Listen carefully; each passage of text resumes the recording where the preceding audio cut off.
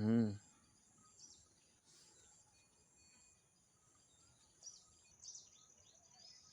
चलो हो गई चालू।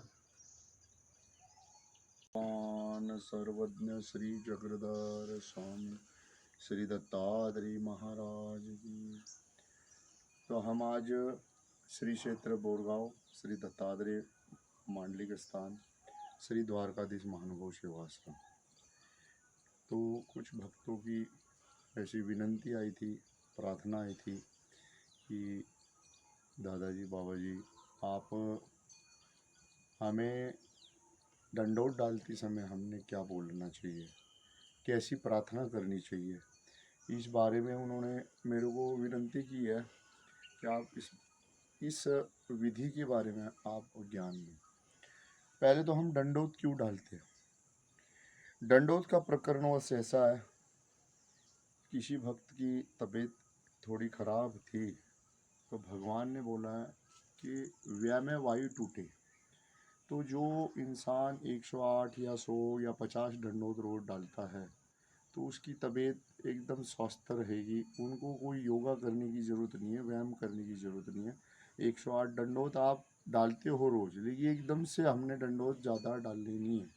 रोज़ के हमने 2 दंडोत बढ़ाने, तो 50 दिन के अंदर हमारे 108 दंडोत हो जाते हैं।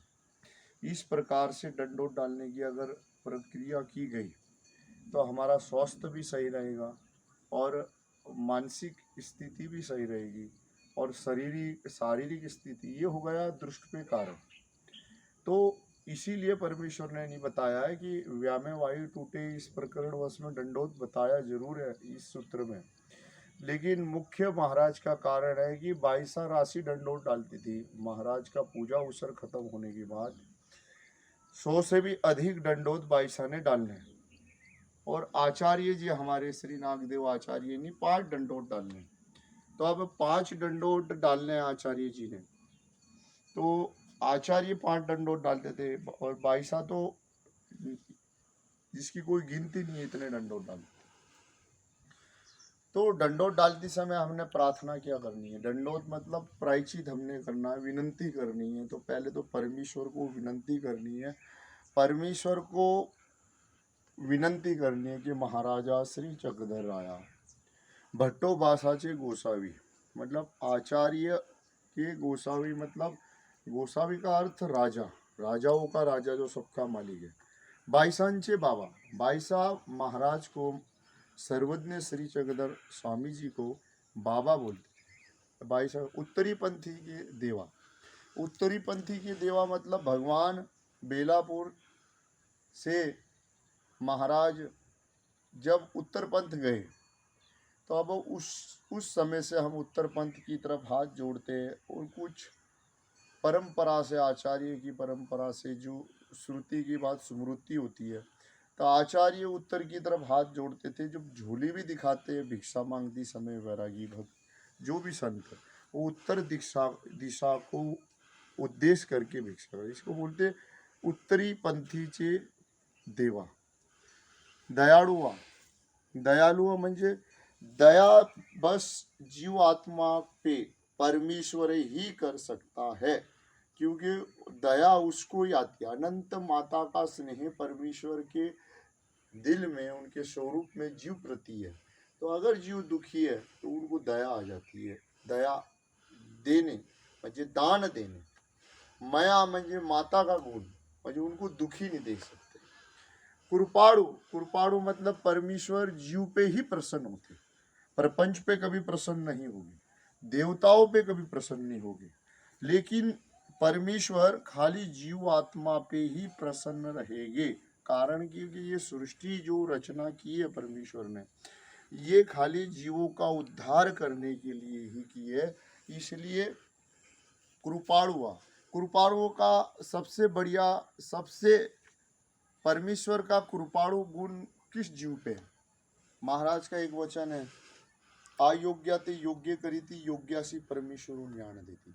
और ज्ञान किसी भी जीव को नहीं मिल सकता है। ज्ञान खाली जो अधिकारी है, जिन्होंने अनंत सृष्टि में अहेतुक म्हणजे निर्हेतुक क्रिया करने का प्रयास प्रयत्न किया है, और जिसको परमेश्वर की प्रवृत्ति से आहेतुक भूत भजन ज्ञाना प्रति साधन घड़ा है, उनको परमेश्वर ज्ञान देते हैं। और जिस जीव पे ऐसी प्रसन्नता है उसको ही परमेश्वर ज्ञान देते हैं। इसको बोलते हैं सही में कृपा का कार्य।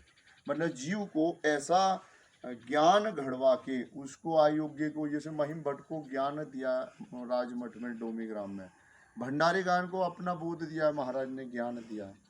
आचार्य जी को संगमेश्वर में छठी भेंट में महाराज ने बोध दिया है। इस प्रकार से महादायसा को बोध दिया।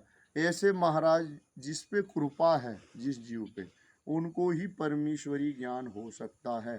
कृपा के सिवाय कोई भी जीव आत्मा को ज्ञान नहीं हो सकता है। इसको ही बोलते कृपालु। ये कृपा जीव नहीं कर सकता। जीव अक्षरदाता है लेकिन परमेश्वर बोधदाता है। तो ये कृपा का अर्थ ऐसा है कि जो कृपा शक्ति खाली जीव को ही दी जाती है, वो भी अधिकारी जीव है जो अयोग्य से योग्य हुए है।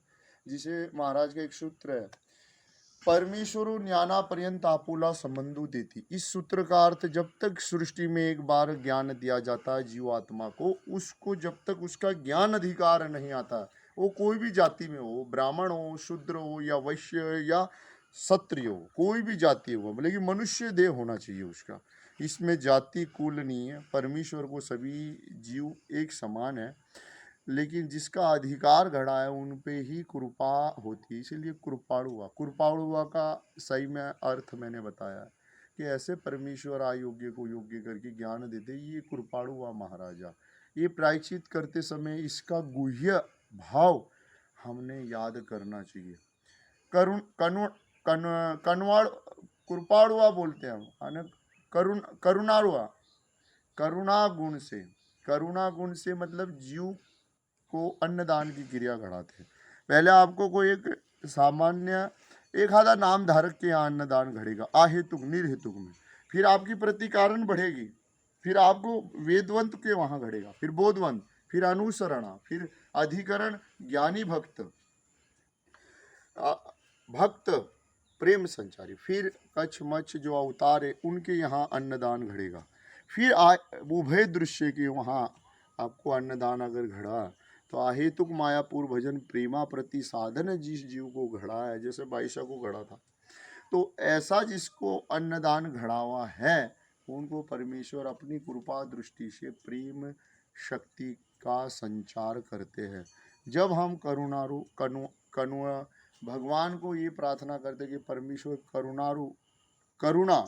करुणा गुण से परमात्मा जीव को ज्ञान दे दे, तो ये करुणा महाराजा मज अपवित्रा ते पवित्र करावा, मतलब मुझ आप पवित्र को पवित्र करो। मतलब इतनी सृष्टियाँ चली गई कि अभी तक मैंने उस करुणा मतलब परमेश्वर के प्रेम को मैं योग्य नहीं हुआ हूँ।